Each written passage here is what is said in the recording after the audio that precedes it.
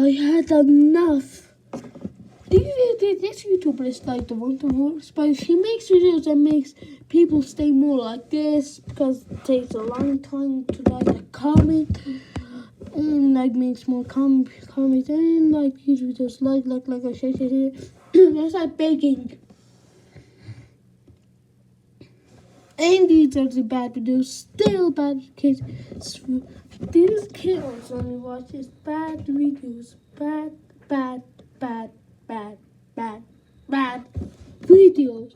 Like who's gonna little kids and fall for this show like but some don't, some are smart than others. They're at least smart, I'm not trying to move.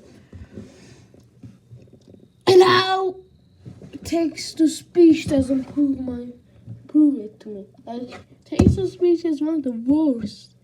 Everybody agrees. Everybody roasts it. The YouTuber was the worst. And still is now. You just stop liking this YouTube by now.